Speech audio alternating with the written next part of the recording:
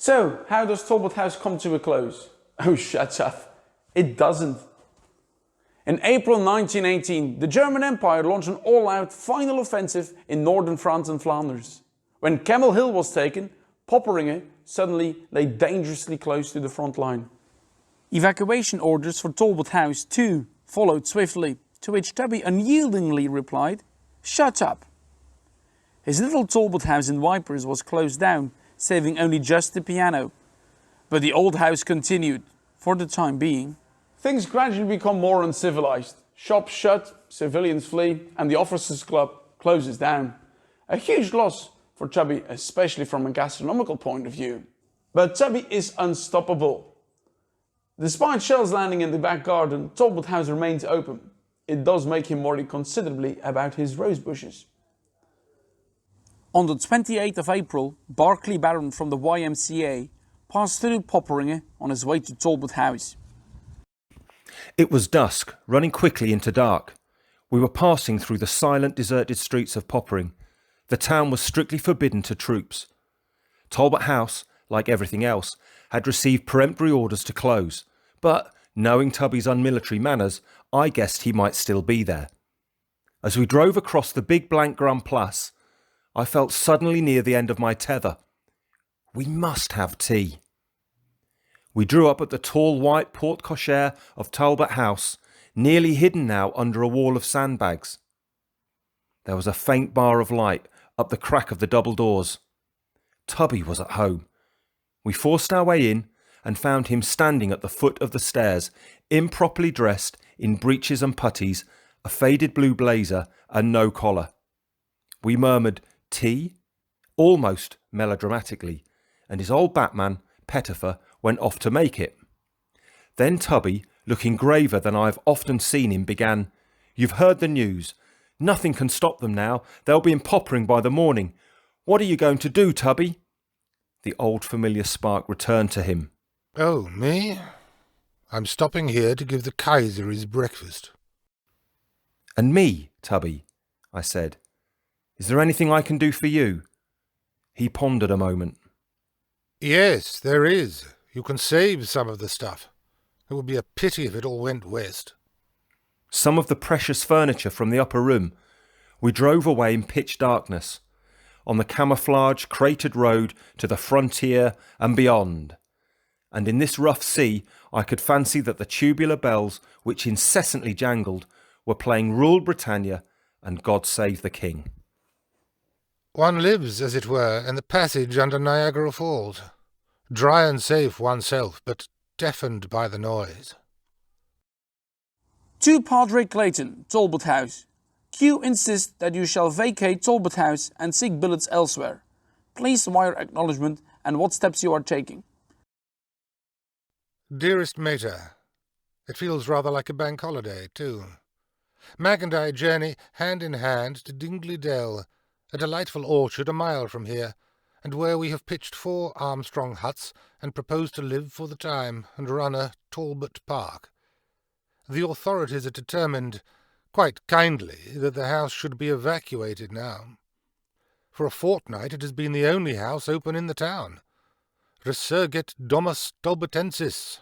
Talbot House will resurrect. Tubby would continue his country holiday for a few more months, camping out in a meadow not far from Lovy's chateau, about a mile from the house. Now the only one left to guard the old house was a Talbot House cat, Duchess. Dingley Dell was home to many a tea party and chapel services alike. When the military weather cleared up, Tubby would reopen the old house once again. When war drew to a close and the soldiers returned home, Talbot House again grounded to a halt, but Tubby was unstoppable. The next winter he sent out over 2,000 Christmas cards to his Talbotousians, with the question of opening a Talbot House or Talk Age Club in London town and the offer of his memoirs, Tales of Talbot House. By 1932, Tubby's Talk Age charity had about 1,000 clubs, schools and chapters spread across the British Empire. Its motto was Talk Age, to conquer hate. Friendship, service, fair-mindedness and the kingdom of God were at the heart of the organization. Every year still, its Tokaj lamps are lit up and form a world chain of light on the 11th of December to mark the birthday of Talbot House. Now, Tubby was not one for sitting around idle, and he joined countless pilgrimages to the former battlefields, guiding youngsters amongst the final resting places of his beloved Talbot Housians. Of course, the old house became somewhat of a pilgrimage as well, and as one can imagine, the family Koevoet, who had now moved back into the property, were not always charmed with these countless callers. It's during one of these pilgrimages that Tubby witnesses the sunset upon one of the craters from the Battle of Messines. The sight of this veritable pool of peace moved Tubby so much that upon his return to London, he had an editorial published in the Times. Talbot Housian Major Paul Slessor, secretary to Lord Wakefield of Hythe, responded and was able to persuade his lordship into purchasing both the crater and the actual Talbot House.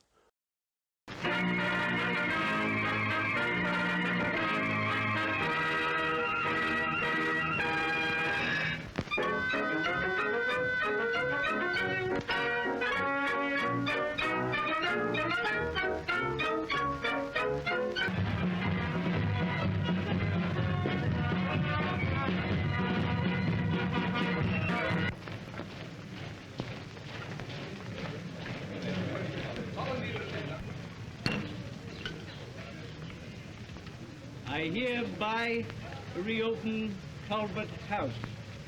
May God richly bless its future as its past.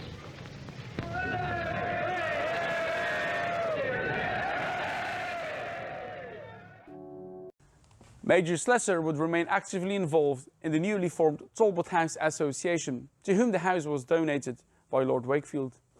The Slessorium, the former bathhouse which he inspired, was named in his memory. Today it is home to many temporary exhibitions.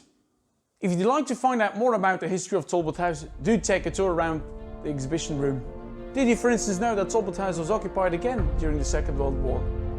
Or why not join one of our storytellers on a personal tour of the house? Don't forget to join Tubby in his study on the first floor of the concert hall, where he can enjoy a documentary on his later life as well as a happy hopper show, first class.